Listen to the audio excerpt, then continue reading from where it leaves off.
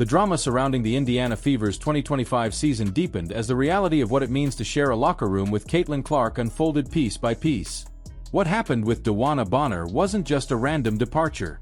It exposed the silent tension, the internal reshuffling, and the emotional weight carried by every teammate who steps on the floor beside one of the most visible athletes in the world. People on the outside were busy analyzing coaching decisions, roster construction, and front office strategies.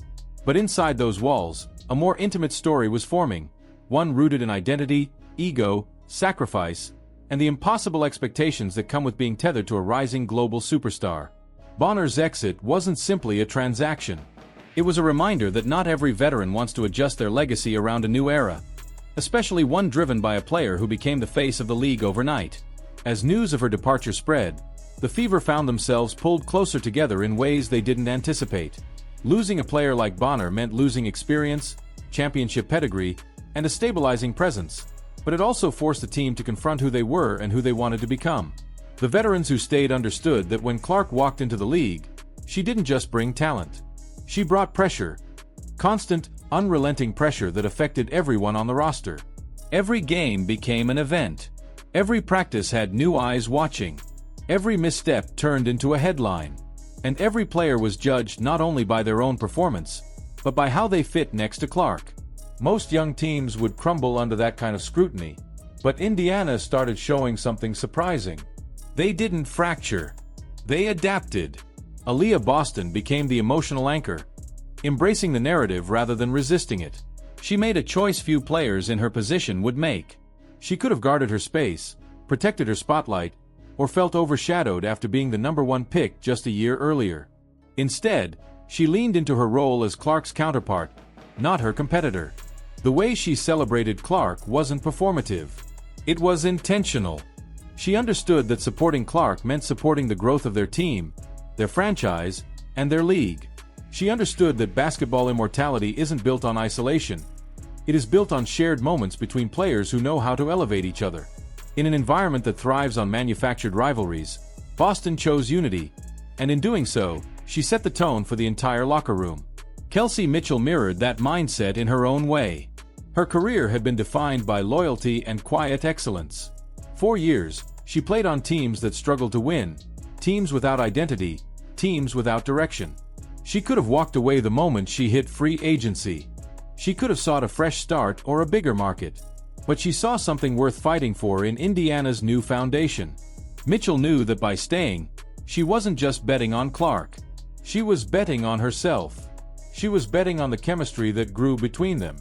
She was betting on the belief that this roster, with all its quirks and growing pains, was finally reaching a place where success felt attainable. Her decision wasn't about being overridden by Clark's presence. It was about embracing the chance to thrive alongside her. And when she signed that contract, the organization's reaction said everything. They didn't welcome back a role player. They welcomed back a pillar. Lexi Hull's journey through all of this became one of the most compelling storylines of the season. While much of the league focused on Clark's heroics and Boston's steady dominance, Hull quietly evolved into one of the Fever's most reliable sparks. She wasn't supposed to become a central figure. She wasn't expected to carry the offense when Clark got hurt. But when she was thrust into that position, she didn't hesitate. Even as her shooting percentages plunged without Clark's gravity drawing defenders away, she never blamed circumstance. She never complained about the burden. Instead, she doubled down on effort, attitude, and perseverance. And when she spoke about Clark's impact, it wasn't from a place of envy or frustration. It was from a place of respect. To her, leadership wasn't about scoring. It was about presence. And Clark's presence, even while injured, kept the locker room steady. This is what made the Fever's transformation so fascinating. The roster wasn't simply built around Clark. It grew around her. It adapted to her. It embraced the magnitude of what she meant to the franchise and to the sport. Some players welcomed that evolution. Others felt displaced by it. Bonner's departure highlighted that not everyone is willing to reshape their basketball identity around a superstar whose ascension is bigger than the game itself. The players who stayed became the ones willing to grow through discomfort, willing to evolve through change, and willing to accept that success often requires surrendering old expectations for new realities. Through it all, Clark's influence was undeniable. Even in absence, She remained the gravitational force pulling the team together. Her teammates weren't just playing for wins. They were playing for something larger. Proof that building around a transcendent star doesn't have to fracture a team. It can unify them. The Fever's winning streak without Clark was more than a statistical surprise. It was a statement. They weren't dependent on her. They were inspired by her. They weren't lost without her.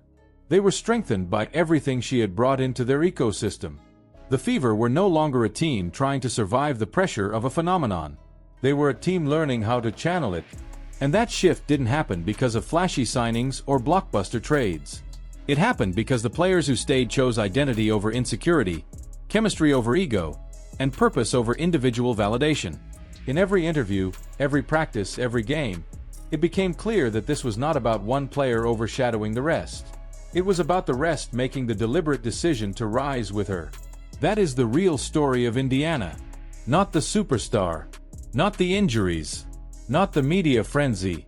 The story is the group of players who looked at the pressure, the spotlight, the noise, and said yes anyway. They said yes to the challenge. Yes to the expectations. Yes to the journey. And in a league where narratives often focus on conflict, jealousy, and rivalry, the Fever built a culture rooted in shared purpose. A culture that refused to fracture. A culture strong enough to withstand the weight of Clark's celebrity and turn it into fuel. So now the question becomes yours. What do you think drives a team more? The talent of a superstar or the unity of the players around her? Do Boston, Mitchell, and Hull deserve more credit for the chemistry that is transforming the Fever? And how do you think Indiana's culture will shape the future of the league? Drop your thoughts in the comments. Hit that like button if you love deep dive storytelling. And make sure you subscribe for more powerful breakdowns of the biggest moments in women's basketball.